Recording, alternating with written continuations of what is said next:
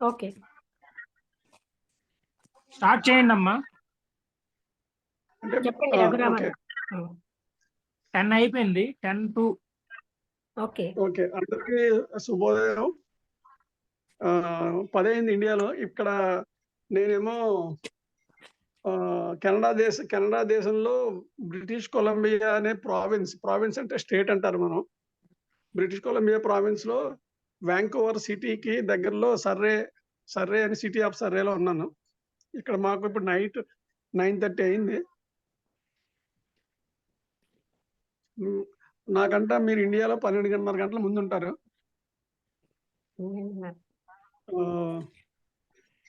So ఇది ప్రస్తుతం మాకు 9:30 అయింది. ఇండియాలో మన మార్నింగ్ 10 అయింది. మీకు 13వ తారీఖు పొద్దున్న, మాకు 12వ తారీఖు బుధవారం రాత్రి. సో ఇప్పుడు మనం తెలుగు ఫెడరేషన్ కి యాన్యువల్ గోల్స్ అనేది మీటింగ్ ఒకటి పెట్టుకున్నాం ఏప్రిల్ 23వ తారీఖున రాజమండ్రిలో. అంతకుముందు మార్చి 18, 19లో రామచంద్రరావు గారు వారణాసి వెళ్ళినప్పుడు ఆ గోల్స్ ఫిక్స్ చేసుకొచ్చారు. ఆ గోల్స్ అన్నిటినీ మనం అందరికీ తెలియపరచాలని చెప్పి మనం అందరు లార్జెస్ట్ ప్రెసిడెంట్స్, సెక్రటరీస్ మీటింగ్ పెట్టాం. దానికి వచ్చిన వాళ్ళు చాలా తక్కువ మంది వచ్చారు. కానీ డిస్కస్ చేసి ఆ గోల్స్ అన్నిటిని మినిట్స్ కింద చేసి అందరికీ పంపించడం జరిగింది. ఆ గోల్స్ ఏంటంటే మార్చి 18, 19 వారణాసిలో ఫిక్స్ చేసిన గోల్స్ తాలూకా అందులో ఆఫ్లైన్ మీటింగ్ పెట్టుకోవాలని, స్టడీ క్లాసులు పెట్టాలని ఒక ఐటెం ఉంది. అందులో అవుట్ ఆఫ్ 10 ఐటమ్స్ ఒక ఐటెం ఉంది. దాంట్లో భాగంగా అంటే మనం ఇంప్లిమెంట్ చేయడం ఎప్పటి నుంచి అంటే ఏప్రిల్, మే, జూన్ 3 నెలల కాలంలో ఇప్పుడు రిపోర్ట్ చేయాలి ఇండియన్ సెక్షన్కి. రేపు 15వ తారీఖు లోపల నేను యాజ్ ఎ సెక్రటరీగా ఏమేమి ఐటమ్స్ మీద ఎంతెంత అచీవ్మెంట్ చేసామని పర్సంటేజ్ రూపంలో ఇవ్వాలి. అది తయారు చేసి రెడీగా ఉంచుకున్నాను. ఈ లోపల మనం ఏప్రిల్ 23 తర్వాత మీటింగ్ తర్వాత అప్పుడే మే, జూన్ 2 నెలలు గడిచిపోయింది. ఓవరాల్గా లాస్ట్ ఇయర్ అక్టోబర్ నుంచి చెప్పుకుంటే అక్కడ 3 + 6 9 నెలలు గడిచిపోయింది. సో దీని తాలూకు గోల్స్ లో ఒక ఐటమ్ ఏంటంటే ఆఫ్లైన్ కాకపోయినా ఆన్లైన్ అనే పెట్టుకుని ఫుల్ఫిల్ చేసినట్టుగా చూపిద్దామని నేను లక్ష్మి గారు మాట్లాడుకుని నిన్న ఆ బేసిస్ లో మన ఇండియా డేట్ 13వ తారీఖున పొద్దున్న 1, సాయంత్రం 1 పెట్టుకోవడానికి దాన్ని మేడం గారు లింక్ తయారు చేసి పంపించారు. నేను ఆ టెక్స్ట్ మ్యాటర్ తయారు చేసి ఆ టెక్స్ట్ లింక్ కలిపి రెండింటికి నన్ను అందరికీ క్యాన్వాస్ చేశాం. దాని పర్యవసానం ఏంటంటే ఇప్పుడు 3 నిమిషాలు అయింది మనం మొదలెట్టి, 8 మంది జాయిన్ అయ్యారు. మరి వర్కింగ్ డే కాబట్టి ఎంతమంది వస్తారో తెలియదు, ఎంతమంది ఈ మెసేజ్ని లింక్ని చూసారో తెలీదు. అది ప్రస్తుతం. అందుకని మనం ఇప్పుడు ఉన్న టాపిక్ ఏంటంటే లక్ష్మి గారు ఆన్లైన్ మీటింగ్స్ పెట్టడంలో ఆవిడ చాలా ఎక్స్పర్ట్. ఎందుకంటే ఈ కరోనా టైంలో వాటిలోనూ చాలా అడ్వాన్స్ అయిపోయారు వీళ్ళు. మనం కూడా తెలుగు ఫెడరేషన్కి దగ్గర 9,500 ఖర్చు పెట్టి కిందటి ఏడాది మేలో డబ్బు కట్టి జూన్ నుంచి 12 నెలలకి డబ్బు కట్టి చేసాం. కానీ దాన్ని సరిగ్గా ఉపయోగించుకోక ఈ ఏడాది ఆ అమౌంట్ రెన్యూ చేయలేదు. ఎందుకంటే 9,500 పెట్టి మనం ఉపయోగించుకోకపోతే వేస్ట్ అని చెప్పేసి ఆఫ్ చేసాం.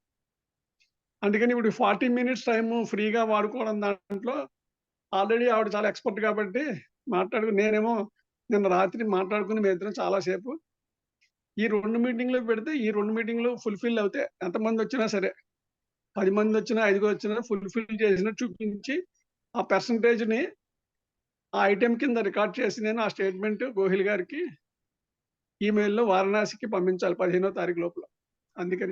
అందుకని ఇప్పుడు మేడం గారు చెప్పే topic significance of the philosophy మీద తెలుగులో మనకి సబ్జెక్ట్ అందజేస్తారు. దివ్య జ్ఞానం అంటే నాకు తెలుగులో కొంచెం తక్కువ, అందుకని ఇంగ్లీష్లో చెప్పేస్తూ ఉంటాను. ఈ మధ్యనే తెలుగు మ్యాటర్స్ కూడా గూగుల్ ట్రాన్స్లేటర్లో ట్రాన్స్లేట్ చేసి పెట్టడం కొంచెం నేర్చుకున్నాం. సో అది ఓపెనింగ్ రిమార్క్స్. ఇంకా సబ్జెక్టుని ముందుకు తీసుకెళ్ళమని మేడం గారిని రిక్వెస్ట్ చేస్తున్నాను. అందరికీ నమస్కారం అండి. రఘురామారావు గారికి థ్యాంక్స్. అయితే ఈరోజు మన టాపిక్ దివ్య జ్ఞాన విశిష్టత అనే విషయంలో దివ్య జ్ఞాన సమాజంలో స్థాపించబడింది ప్రత్యేకంగా ఎందుకని అనే విషయాన్ని, దివ్య జ్ఞానంలో ఉన్న విశిష్టమైన లక్షణాలు ఏంటి, మనకి దివ్య జ్ఞానం ఏం చెప్తోంది అంటే, మేడం బ్లవేట్స్కి సీక్రెట్ డాక్ట్రిన్ అనే పుస్తకంలో ఏకత్వం, చరాచర జగత్తంతా ఒకే ఒక తత్వంతో నిండి ఉంది అనేటటువంటి విషయాన్ని ఆమె బృహదారణ్యకోపనిషత్తులోని సర్వం కల్విదం బ్రహ్మ అన్నది కోట్ చేసి మనకి చెప్పడం జరిగింది. అందుకని ఇది సనాతన ధర్మమే. మేడం బ్లవేట్స్కి దివ్య జ్ఞానం అంటే ఏమిటి అంటే సనాతన ధర్మమే. దివ్య జ్ఞానం వేరే ఏమీ కాదండి. సనాతన అన్న పదానికి శాశ్వతము అని అర్థం ఉంది. ఒక విషయాన్ని జూమ్ అయిపోగానే మరొక జూమ్ ఓపెన్ చేద్దాం మనందరం. అంటే ఇది 40 minutes అంటే ఇప్పుడు ఒక 30 minutes 35 minutes లో అయిపోతుందేమో. నెక్స్ట్ మళ్ళీ అదే లింక్ మీరు ఓపెన్ చేయండి క్వశ్చన్ ఆన్సర్స్ కి. ఓకే అండి. సార్ మ్యూట్ ఆల్, అందరూ మ్యూట్ చేయండి, డిస్టర్బెన్స్ వస్తుంది, మ్యూట్ చేయండి సార్. మ్యూట్ చేయండి. అయితే దివ్య జ్ఞాన విశిష్టత అన్న దాంట్లో ఈ చరాచర జగత్తంతా ఒకే ఒక తత్వంతో నిండుంది. ఆ తత్వాన్ని మాటల్లో చెప్పాలంటే దాన్ని మరుగుజ్జు చేసినట్లే. అది అవాంగ్మానస గోచరమైనది, మనస్సుకు కూడా అగోచరమైనది. అటువంటి తత్వంతో ఈ జగత్తంతా అంటే ఇలా అని అలాంటి మిలియన్స్ ఆఫ్ జగత్తులు అందులోంచి నిరంతరం పుడుతూ ఉంటాయి, అందులో లయం అవుతూ ఉంటాయి. అలాగనే ఒకే ఒక ఆత్మ ఉంది, దాంట్లోంచి ఎన్నో ఆత్మలు ఉద్భవిస్తూ ఉంటాయి, మళ్ళీ లయం అవుతూ ఉంటాయి. ఒక క్రమ పద్ధతిలో ఎలా అయితే సముద్ర కెరటాలు వస్తూ ఉంటాయి, అందులో లీనం అయిపోతూ ఉంటాయి, ఆ విధంగా అటువంటి విశిష్టమైనటువంటి విషయాలు మనకి సనాతన ధర్మమే. సనాతన అన్న పదానికి శాశ్వతము అని అర్థం. అది మనకి దివ్య జ్ఞానం అందించినటువంటిది. ముఖ్యంగా దివ్య జ్ఞానం మనకి చెప్పిన విషయాలు ఏంటంటే, మహాత్ములు అనే వాళ్ళు ఉన్నారు. మహాత్ముల పరిచయం లోకానికి చేసింది దివ్య జ్ఞానమే. అంటే ఎవరి మహాత్ములు అంటే వాళ్ళు ఎలాంటి వాళ్ళు అంటే, మోక్షాన్ని పొంది ఇంకా నిర్వాణ దశకి వెళ్ళాలన్నప్పుడు వెళ్లకుండా, ఆ ఆనంద స్థితిలో పొందకుండా తిరిగి వెనక్కి వచ్చేస్తారు. ఎందుకంటే మానవాళి యొక్క ఆక్రందనలు బాధలు విని అజ్ఞానంతో కూడిన వీళ్ళ బాధల నుంచి వీళ్ళని విముక్తి చెయ్యాలని తిరిగి వాళ్ళు మానవ జన్మ ఎత్తుతారు. వాళ్ళనే మనం మహాత్ములు, మాస్టర్స్ అని అంటాం. అంటే వాళ్ళకి ఇంకా అన్నది ఏమీ ఉండదు, స్వార్థ ప్రయోజనం ఏమీ లేదు. ఎందుకంటే వాళ్ళ హయ్యెస్ట్ స్టేట్కి వాళ్ళు సాధించాల్సింది ఏమీ లేదు, పొందవలసింది ఏమీ లేదు. కేవలంగా అనంత కారుణ్యంతో మానవాళి కోసం జన్మనెత్తిన వాళ్ళనే మహర్షులు అంటాం, యాడెప్ట్స్ అంటాం, అలాగే సిద్ధమండల యోగులు అంటాం. ఇలా చాలా పేర్లతో మనం వాళ్ళని పిలుస్తాం. హైరార్కీ అంటాం. ఇలా రకరకాలుగా మహర్షుల్ని మనం చెప్తూ ఉంటాం. అందుకని మహర్షులు అనే వాళ్ళు ఉన్నారు. వాళ్ళు ఎవరండి అంటే దైవ ప్రణాళిక. దైవానికి కూడా ఒక ప్రణాళిక ఉందని, ఎలా అయితే మనకి పంచవర్ష ప్రణాళికలో దైవానికి ఒక ప్రణాళిక ఉందని, ఆ ప్రణాళికని ఎగ్జిక్యూటివ్ అంటే ఏంటి, కార్యాచరణలోకి తెచ్చేటటువంటి వారే మహాత్ములు. అంటే దైవాన్ని దైవ ప్రణాళికని కార్యాచరణలోకి తెచ్చేవారు. మనందరికీ కూడా ఒక్క మాస్టర్ ఉంటారు, మనం వాళ్ళ యొక్క అండర్లోనే ఉంటాం. అయితే దివ్య జ్ఞాన సమాజం ద్వారా మేడం బ్లవేట్స్కి మహాత్ముల్ని మానవాళికి పరిచయం చేసింది. తర్వాత కర్మ సిద్ధాంతం అన్నది, అంటే ప్రతి కర్మకి ఈక్వల్ అండ్ ఆపోజిట్, సరి సమానమైన వ్యతిరేకమైన ఫలితం మనకు వస్తుంది. అంటే దానికి తగిన ఫలితం వస్తుంది. ఉదాహరణగా మనం మనస్సుతో, వాక్కుతో, శరీరంతో కర్మలు చేస్తున్నాం. ఎలా చేసిన కర్మ మనకు అదే విధంగా రిటర్న్ అవుతుంది. అది ఈ కర్మ సిద్ధాంతం అన్నది ప్రపంచం అంతటిని బ్యాలెన్సింగ్ ఏజెంట్. అదే లేదనుకోండి, దుర్మార్గుడు దుర్మార్గంగానే కంటిన్యూ అవుతూ ఉంటాడు, ఏనాడు పరివర్తన అన్నది రాకుండా. కర్మ సిద్ధాంతం ఏం చేస్తోందంటే, ఎవరు ఏ రకమైన పని చేస్తే వాళ్ళకి అదే ఫలితం వస్తుంది. ముఖ్యంగా మహాత్ములు ఏమంటారంటే, మనస్సుతో చేసేదే పని అంటే మనం మనస్సుతో సంకల్పించగానే అది పని అయిపోయింది, అక్కడ రికార్డ్ అయిపోయింది పనిగా. అందుకని మన సంకల్పంతోటే అనంతమైన పనులు చేస్తున్నాం మనం. మనందరం ఏం లెక్క పెడతాం? బాహ్యంగా యాక్టివిటీలోకి వచ్చిందే పని అంటాం. కానీ ఏ పనైనా మనస్సు దగ్గరే మొదలవుతుంది. సో, మనస్సుతో చేసేదే పని అని మహాత్ములు, మహాత్మా కేహెచ్ ఒక లెడ్బీటర్ గారికి రాసిన ఉత్తరంలో కూడా రాస్తారు ఆ విషయం. ఈ విధంగా మనస్సుతో మనం అనేకమైన పనులు చేస్తున్నాం. అయితే మీరు అడగొచ్చు, మనస్సుతో వాళ్ళని నేను కొట్టాలనుకుంటే పని అయిపోయిందా అంటే అంతేనండి. అక్కడ పనిగానే రికార్డ్ అవుతుంది. మనస్సుతో అందరూ బాగుండాలనుకుంటున్నాను. అది మహత్తరమైన పనే. దూరంగా ఉన్న వ్యక్తి చాలా డిప్రెషన్‌లో ఉన్నాడు. ఆయన్ని బాగా ప్రోత్సహించాలి అని నేను సంకల్పిస్తే అది కూడా మనస్సుతో పనేనండి. అంటే ఇలా మనస్సుతో మనం అనంతమైన పనులు చేయొచ్చు. శరీరం ఒకవేళ జబ్బు పడినా, మనస్సు జబ్బు పడలేదు గనక మనస్సుతో మనం నిరంతరాయంగా ఎన్నో ఉపకారమైన పనులు చేయొచ్చు. అదొకటి కర్మ సిద్ధాంతం అన్నది ప్రతి కర్మకి మనకి ఫలితం ఉంటుందండి. సూనర్ ఆర్ లేటర్, వేగంగా గాని, ఆలస్యంగా గాని టైం వచ్చినప్పుడు దాని ఫలితం దానికి వస్తుంది. ఆ విషయం మనం ఇవాళ నేను కర్మ చేశాను, మీట నొక్కినట్టు నాకు ఫలితం రాలేదు, అందుకని నేను నమ్మను అనడానికి లేదండి. మనకి 3 కర్మలుంటాయి. వాటిని ఏమంటారు? సంచితం, ఆగామి, ప్రారబ్ధం. ప్రారబ్ధం అంటేనండి, ఈ జన్మలో మనం ఎంత పోర్షన్ ఆఫ్ కర్మ అనుభవించగలమో దాన్నే ప్రారబ్ధ కర్మ అంటారు. మొత్తం అంతా మన బ్యాలెన్స్ ఆఫ్ కర్మ అంతటిని సంచితం అంటారు. అందుకని ఆగామి అంటే మనం చెయ్యబోయే భవిష్యత్ కర్మ. ఇప్పుడు మనం చేస్తున్న కర్మ అంతా ఆగామి కర్మగా వెళ్ళిపోతుంది. అందుకని ఏ టైములో అయితే సంచితంలో ప్రామినెంట్‌గా ఉన్నటువంటి బలీయంగా ఉన్న కర్మలు ముందు అనుభవించేసాక, ఆ తర్వాత మనకి ఇలాంటి కర్మలన్నీ మన ఫలితంలోకొస్తాయి. సంచితంలో కర్మలు ఎక్కువగా లేని వాళ్ళకి వెంటనే ఫలితాలొస్తూ ఉంటాయి. అందువల్ల మనం నాకేం ఫలితం రాలేదే, ఏం పర్వాలేదు అని అనుకోవడానికి లేదండి. టైం వచ్చినప్పుడు ఫలితాలొస్తాయి. అందుకని మంచి పనికి మంచి ఫలితం వస్తుంది. మనం వద్దన్నా వెనకాలొస్తాయి. వివేకానంద అంటారు, కుక్కలాగా, పెంపుడు కుక్కలాగా వెనకొస్తాయిట ఫలితాలు. మనం మర్చిపోయినా ఆ ఫలితాలు మనకు వెనకనే వస్తాయి. ఫ్యాన్లు ఆపలేదు. ఫ్యాన్లు ఆపేసిపో, బోల్డంత కరెంట్ వేస్ట్. కర్మ సిద్ధాంతం ఎవరు మాట్లాడుతున్నారండి? మా గదిలో కనిపిస్తా ఉంది. ఈ గదిలో ఈ ఫ్యాన్ ఒక్కటి తిరిగితే చాలు. మ్యూట్ చేసుకోండి అమ్మా, ఫ్యాన్ అని మాట్లాడుతుంటారు కదా మీరే. ఈ ఫ్యాన్ గురించి మాట్లాడిన విషయాలు తీసుకునే మ్యూట్ చేసుకోండి ఒక 4 నిమిషాలు. ఓకే. మిగతా అందరూ మ్యూట్ చేసేయండి, సంతోషం. అయితేనండి అలాంటి కర్మ సిద్ధాంతాన్ని మానవాళికి అందించింది. అలాగే పునర్జన్మ సిద్ధాంతం. అదేంటండి అంటే, అప్పట్లో ఎలా ఉండేదంటే ఈ టైంలో ఇప్పుడే అనుభవించేయాలి, ఇదే లాస్ట్, మరి ఇప్పుడే అన్ని సుఖాలు అనుభవించకపోతే మనకి కష్టం, ఏం చేయాలన్నా ఇప్పుడే చేసేయాలి అనేటటువంటి రెస్ట్‌లెస్‌నెస్ అంటే ఉన్న పరిస్థితులలో కంటిన్యూటీ ఆఫ్ లైఫ్, ఈ జీవితానికి కంటిన్యూటీ ఉంది అని మనకి పునర్జన్మ సిద్ధాంతం. అంటే ఈ జన్మే కాదండి, ఇప్పుడు నేను సాధించలేనిది ఇంకొక జన్మలోనైనా సాధిస్తాను. ఇప్పుడు నేను తీవ్రంగా కోరిన కోరిక ఇప్పుడే నెరవేరకపోయినా అది తప్పకుండా నెరవేరుతుంది. ఈ జన్మలో కాకపోతే నెక్స్ట్ జన్మలో. అందుకని ఏం కోరాలన్నదే మనం ఆలోచించుకోవాలి. ఈ విధంగా కంటిన్యూటీ ఆఫ్ లైఫ్ అన్నది మనకి చెప్తోంది. ఎందుకండి ఇన్ని జన్మలు, పునర్జన్మ అంటే అక్కడ మనం చేసిన కర్మల ఫలితాలను అనుభవించడానికి పనిష్మెంట్ కాదండి.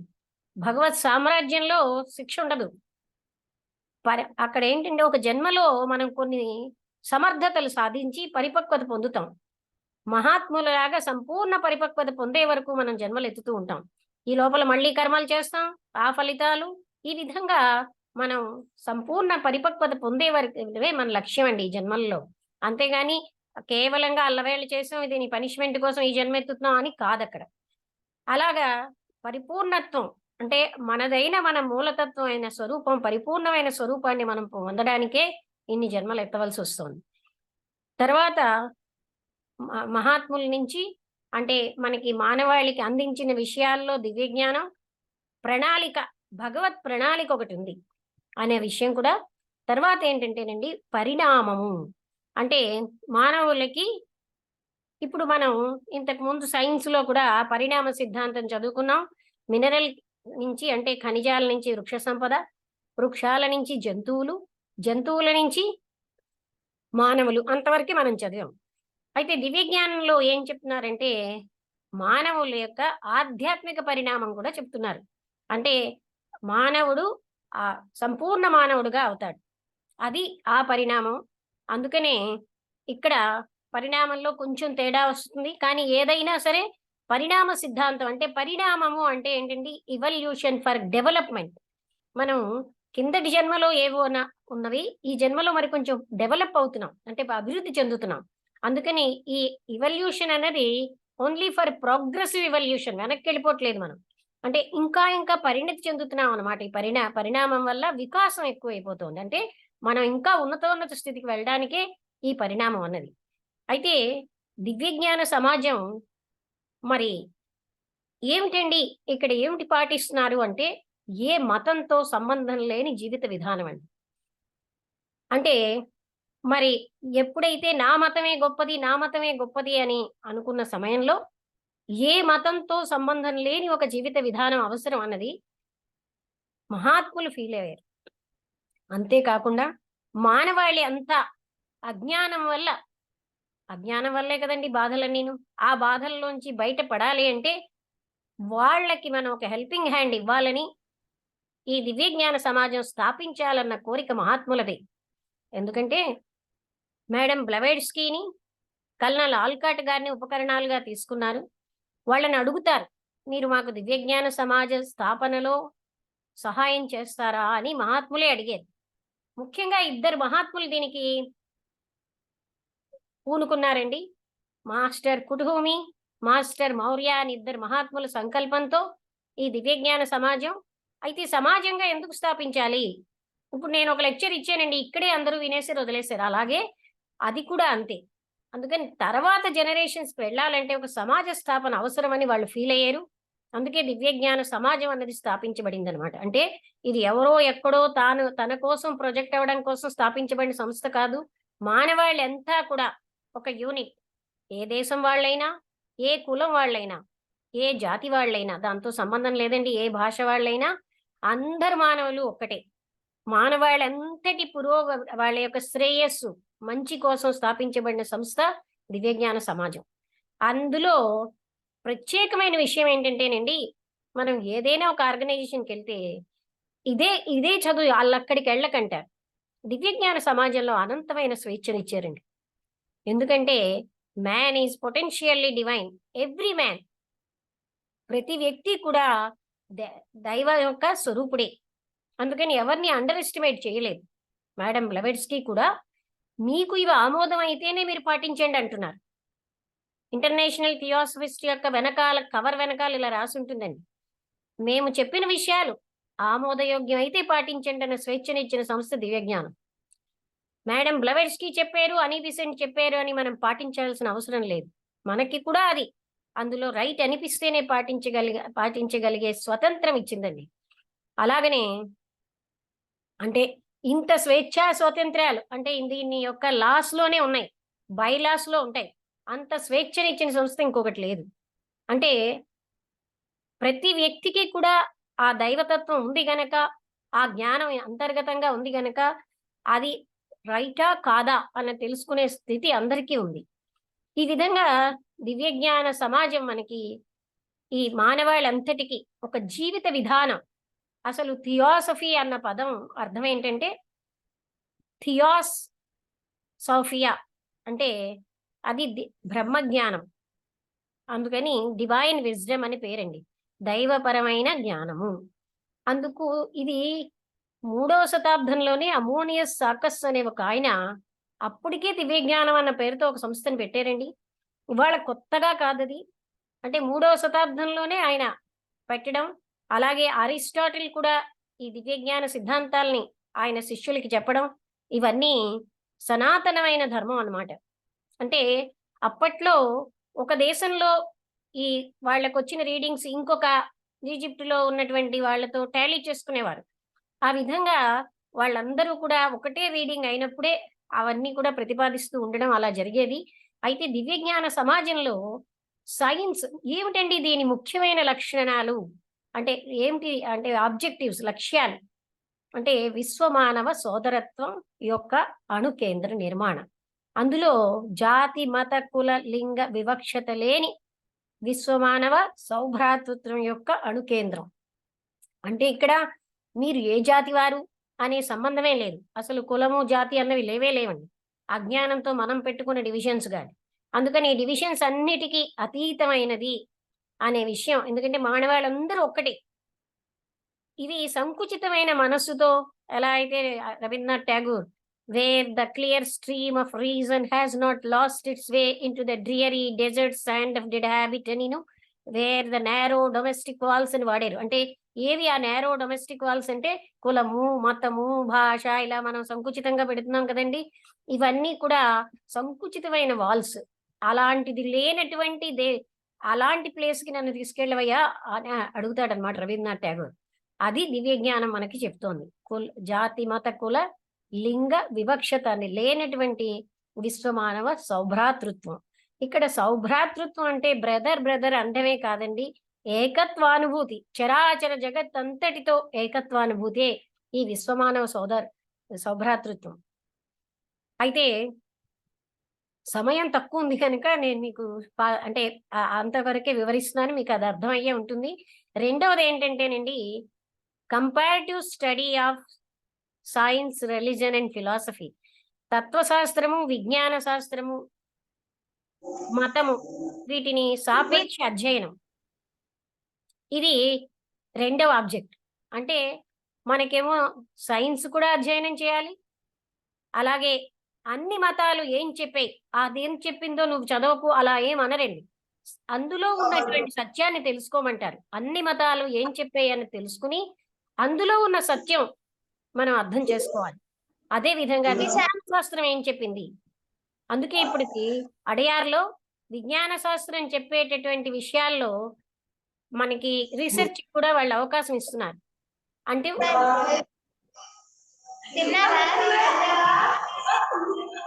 మ్యూట్ చేసుకోండి, తర్వాత మీకు అవకాశం ఇస్తాం. మీరు ఏమైనా ప్రశ్నించవచ్చు, ప్రశ్నలు అడగమని కూడా చెప్తాను. అయితే ఇలాగా ఇంత స్వేచ్ఛనిచ్చిన సంస్థ దివ్యజ్ఞాన సమాజం ఒక్కటే అని మనం చెప్పొచ్చు. ఆ తర్వాత మీరు ఈ మూడింటిని ఆమోదిస్తే చాలు. మీరు ఇంకా ఏ రకమైన ఒక ముస్లిం అవుతే మీరు మీ పద్ధతుల ప్రకారం ఉండండి, కానీ ఇందులో మెంబర్ అవ్వచ్చు. అలాగే క్రిస్టియన్ అయినా మీరు అక్కడ దివ్యజ్ఞాన సమాజం యొక్క ఇంటర్నేషనల్ హెడ్ క్వార్టర్ అడయార్ మద్రాసులో ఉంది.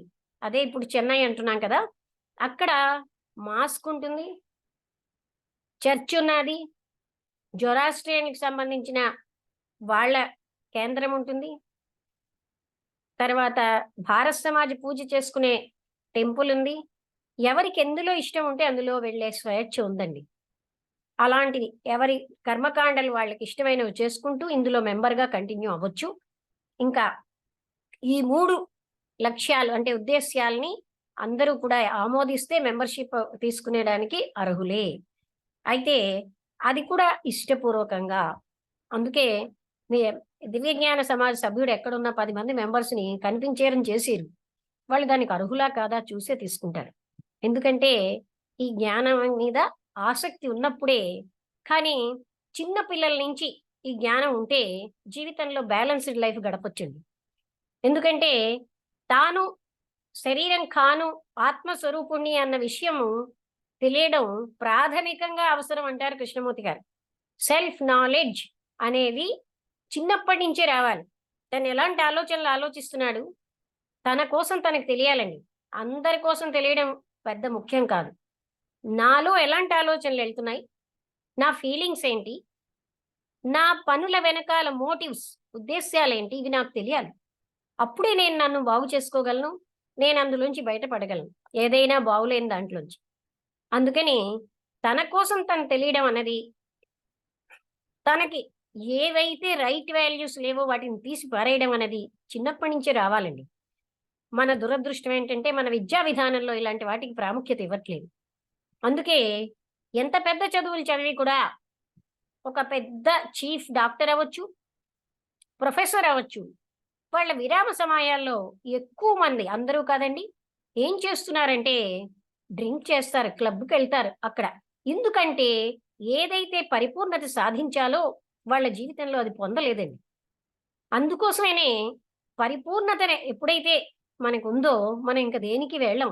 మనం గివింగ్ మన లక్ష్యం అయిపోతుంది. నా దగ్గర అనంతమైన ప్రేమ ఉందనుకోండి, నాకు వాళ్ళ దగ్గరికి నేను వెళ్ళి ప్రేమ పొందడాలని ఎక్కర్లే. ప్రేమని ఇచ్చే సెంటర్ అయిపోయింది. అందుకని మన యొక్క స్వరూపం ఏమిటో మనకి తెలియడానికి మనం తెలియక ఇలాంటివన్నీ చేస్తున్నాం. అందుకోసమని తన కోసం తనకి తెలియడం చాలా ముఖ్యమైన విషయం. అదే సెల్ఫ్ నాలెడ్జ్ అని మనం అంటున్నామండి. అయితే చిన్న పిల్లలప్పటి నుంచి మనలో ఉన్నటువంటి అనవసరమైనవి ఎంప్టీ చేయడం కూడా మనం నేర్చుకోవాలంటారు. అందుకోసం అయితే దివ్యజ్ఞాన సమాజాన్ని 1875 సంవత్సరంలో న్యూయార్క్ నగరంలో స్థాపించబడింది. 17 నవంబర్ని. అందుకే మనం 17 నవంబర్ని సంస్థాపన దినంగా చేసుకుంటాం. అదే విధంగా మనకి ఈ దీంట్లో 4 ముఖ్యమైన రోజులు జరుపుకుంటామండి. 17 ఫిబ్రవరి అడయార్ డే అని, అలాగే 1 అక్టోబర్ అనిబిసెంట్ బర్త్డే, 8 మే మేడం బ్లెవెట్స్కి చనిపోయిన రోజుని శ్వేతపద్మ దినంగా చేసుకుంటాం. అయితే ముఖ్యమైనది ఏంటంటే దివ్యజ్ఞాన సమాజంలో మనం చేరిన తర్వాత సంకుచిత అభిప్రాయాలకి తావు ఉండదు. ఎందుకంటే అంతవరకు ఇలాంటివన్నీ పట్టుకున్న మనకి మన హృదయాల్లో వికాసం వస్తుంది. తర్వాత తనేంటో తనకి తెలియాలి. తనే ప్రేమ స్వరూపుడు, తన స్వరూపం తనకి తెలియాలి. టు నో మై సెల్ఫ్ అనేదే ఇక్కడ చాలా. అది అంటే టు నో మై సెల్ఫ్ అంటూ ఓ దగ్గర కూర్చుని జపం చేయడం కాదు. మీరు హెల్ప్ అదర్స్ అన్నారండి. ఎక్కువ త్యాగం. రెండు అక్షరాల్లో చెప్పాలంటే మేడం బ్లెవెట్స్కి దివ్య జ్ఞానం అంటే త్యాగమే. ఎటువంటి త్యాగం? తనకు మాలిన త్యాగం. మరణానంతరం కూడా ఏ వ్యక్తి అయితే త్యాగంతో జీవిస్తూ ఉంటాడో ఆయన చాలా చాలా ఉన్నత స్థాయికి వెళ్తూ ఉంటాడు.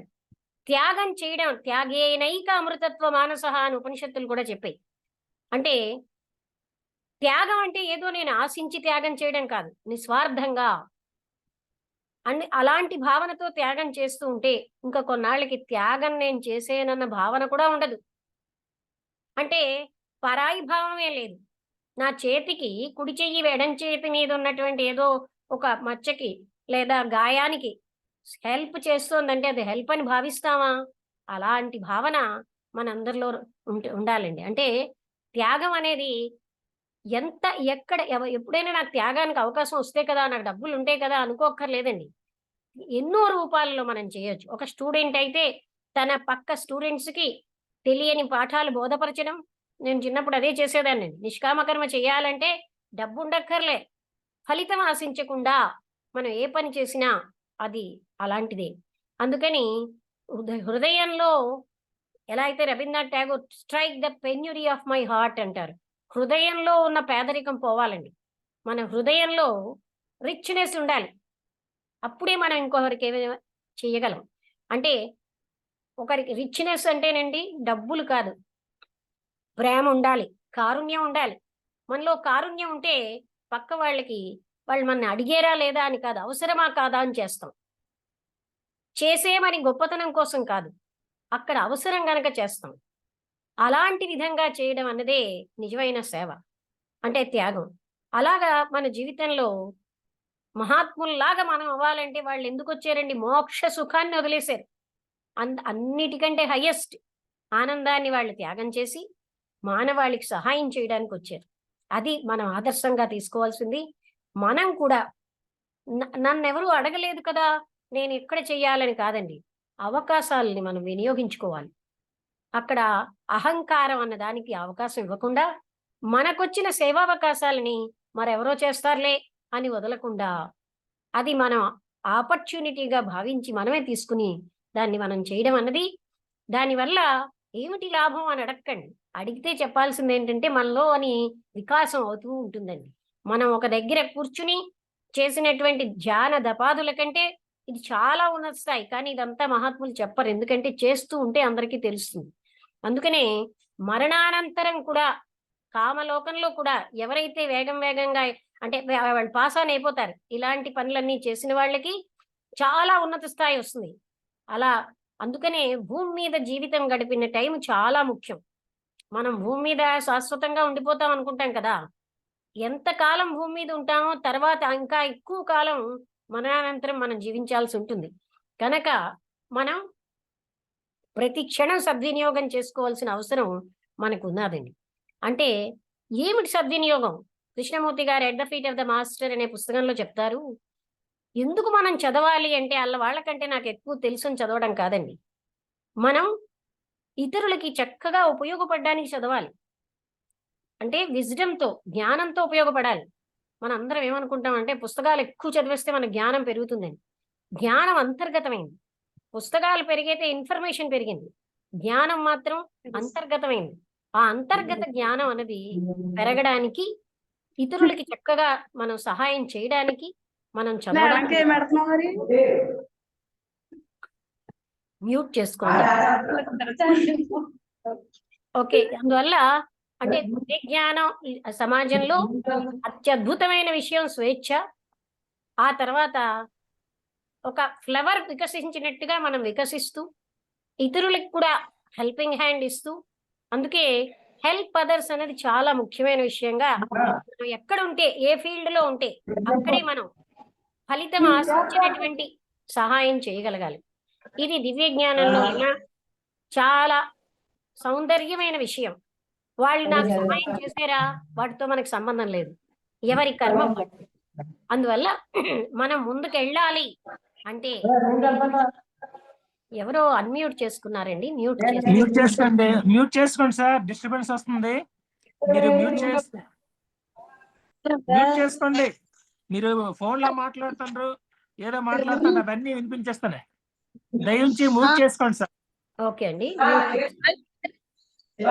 క్వశ్చన్ ఆన్సర్ టైంలో అన్మ్యూట్ చేయండి. మీరు ప్రశ్నలు అడుగుదురు కానీ అంతవరకు మ్యూట్ లో వినండి. మీకు అవకాశం ఇస్తాం. ఇది అయిపోగానే మరొక జూమ్ ఓపెన్ చేసినప్పుడు మీరు అందరూ ప్రశ్నలు వేయండి. అప్పుడు దానికి అలా వేయడం వల్ల అందరికీ కూడా క్లారిటీ వస్తుంది. ఈ విధంగా ఎన్నో విశిష్ట లక్షణాలు ఉన్నాయండి. నాకు ఎలా అనిపిస్తుంది అంటే, దివ్య జ్ఞానం ఒక సముద్రం అయితే మిగతా కైటులన్నీ నదులా అనిపిస్తుంది. ఎందుకంటే అక్కడ మన మోక్షము అంటూ పనిచేయడమే కాదండి, అది సహజమైన ఒక విషయం అయిపోయి, అంటే ఎలా అయితే కృష్ణమూర్తి గారు చెప్తారో, సెల్ఫ్ నాలెడ్జ్ అనేది ఒక ఫండమెంటల్ థింగ్. తన కోసం తన జ్ఞానం, ఆత్మజ్ఞానం తెలిసాక ఆ వెలుగులో మనం ఏదైనా బాగా అర్థం చేసుకోగలం.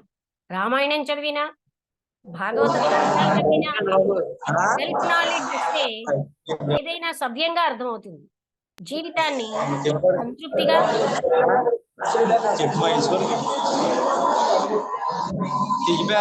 ఎవరో అన్మ్యూట్ చేసుకున్నారండి, బన్ను గారు దయచేసి మ్యూట్ చేసుకోండి. మీరే మ్యూట్ ఆల్ అని ఉంటదమ్మా బటన్, మీ దగ్గరే మ్యూట్ ఆల్ అని ఒక బటన్ ఉంటది, ఆ బటన్ నొక్కండి. లక్ష్మి గారు, మీ దగ్గర మ్యూట్ ఆల్, మీ డివైస్ లోనే మ్యూట్ ఆల్ అని ఉంటది, కొట్టండి. లక్ష్మి గారు, బన్ను గారు మ్యూట్ చేసుకోవాలి. లక్ష్మి గారు, మీ దగ్గరే మ్యూట్ ఆల్ అని ఒక బటన్ ఉంటది, ఆ నొక్కండి బటన్. నొక్కేనండి, నొక్కినా ఓకే. అయితే ఇలాంటి అద్భుతమైనటువంటి విషయాలన్నీ మనకి ఇంకా, అంటే జీవితం వికాసం అవడం ఒక ప్రయాణం ఉన్నది, ఆబ్లిగేటరీ జర్నీ అంటారు మేడం బ్లెవెట్స్కి. అంటే మనందరం కూడా పురోగతి వైపే ప్రయాణిస్తున్నాం. నచ్చినా నచ్చకపోయినా అందరం కూడా పురోగతి వైపే వెళ్తున్నామండి. అయితే తెలిసి చేస్తే, అంటే అదే మనం ఫాస్ట్ గా చక్కగా ఇంకా ఇతరులకు సహాయం చేస్తూ మనం కూడా ముందుకెళ్ళేటటువంటి అవకాశం మనకు ఉన్నది. మనకి ఇంకా దివ్య జ్ఞానం చెప్పిన దాంట్లో కేవలంగా భౌతిక శరీరమే కాదు, మనకి ఎన్నో సూక్ష్మ శరీరాలు, అదృశ్య శరీరాలు ఉన్నాయని, భౌతిక లోకమే కాకుండా అదృశ్య లోకాలు ఉన్నాయని, ఇలాంటివన్నీ మనకి దివ్య జ్ఞానం అందించిందండి. ఈ విషయాల్లో మన శరీరాలన్నీ పరిశుద్ధం అయిపోతూ ఉంటాయి. ఎప్పుడైతే మనం ఇతరుల కోసం సహాయం చేస్తూ ఉంటామో, వేరేగా మనం పరిశుద్ధం చేసుకోకుండానే మనకి పరిశుద్ధ అంతఃకరణ వస్తుంది. పరిశుద్ధ అంతఃకరణ ఉన్నప్పుడే ఆ పరమాత్మ తత్వం అక్కడ వెలుగొందుతూ ఉంటుంది. అందుకోసం ఇది అద్భుతమైన విషయం. మహాజ్ఞానులు చెప్పారు అంటే ఉద్దేశం ఏమిటంటే మనందరికీ ఉపకారమైన పని. అందుకే ఎక్కడ ఏ అవకాశం వస్తే ఏమీ ఆశించకుండా హెల్ప్ చేయగలుగుతున్నామా లేదా అన్నది చాలా ముఖ్యమైన విషయం. మొత్తం మనం అందరం కూడా మనకి తెలియకుండానే ఉన్నత స్థాయికి వెళ్ళిపోతూ ఉంటాం. అది కూడా మనం ఆశించకుండా జరుగుతుందండి, ఆశించక్కర్లే.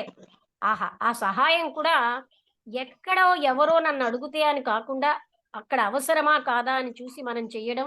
ఇలాగే మనకి ఈ భౌతిక శరీరంతో పాటు మనకి 7 ప్లేన్స్ లో మనం ఉంటున్నాం అన్న విషయాన్ని దివ్య జ్ఞానం మనకి తెలియజేసింది. అందుకే 7 అన్న నెంబర్ ఇక్కడ ముఖ్యం. అలాగే థాట్ పవర్ అన్నది ఒకటి ఉంది. ఆలోచనకి గొప్ప శక్తి ఉంది. ఇక్కడ కూర్చుని ఎక్కడో ఉన్న వాళ్ళకి మనం బలం ఇవ్వగలం. ఎక్కడో అమెరికాలో డిప్రెస్డ్ గా ఉన్న వ్యక్తికి ఇక్కడి నుంచి మనం ప్రోత్సాహకరమైన ఆలోచనలు పంపించగలం. మానవుడి దగ్గర అనంతమైన శక్తులు ఉన్నాయి. మూడో ఆబ్జెక్ట్ కూడా మీకు నేను చెప్పలేదు. మానవుడిలో అంతర్నిహితంగా ఉన్న శక్తులని వెలికి తీయడం, ప్రకృతిలో ఉన్నటువంటివి అంటే to investigate the hidden laws of nature and the latent energies of man అనేది మూడో లక్ష్యం. అంటే మనలో ఎన్నో శక్తులు ఉన్నాయి. వాటన్నిటినీ మనం పరిశోధించి బయటికి తీసుకురావాలి. అలాగే మానవుడికి తెలియదు తనకు అన్ని శక్తులు ఉన్నాయని. అదే విధంగా ప్రకృతి శక్తులు కూడా మనం వాటిని ఇన్వెస్టిగేట్ చేసి, అదే ఇప్పుడు సైన్స్ లో చాలా జరుగుతోంది, అది బయటికి తీసుకురావడం, ఇదంతా కూడా దివ్యజ్ఞాన సమాజం యొక్క ఇది మూడో ఆబ్జెక్ట్ అండి. అందుకని ఇంత విస్తారమైనటువంటి లక్ష్యాలతో ఉన్నది దివ్యజ్ఞానం. అలాంటి దివ్యజ్ఞాన సమాజంలో పెద్ద పెద్ద సైంటిస్టులు కూడా ఒక సభ్యుడిగా చేరడం గర్వకారణంగా ఫీల్ అయ్యేవారండి. మనకి జేజే థామ్సన్ ఎలక్ట్రాన్స్ కనిపెట్టిన ఆయన దివ్యజ్ఞాన సమాజ్ సభ్యుడే. అంటే అప్పట్లో చాలా విద్యావేత్తలు, ప్రొఫెసర్స్ వీళ్ళందరూ దివ్య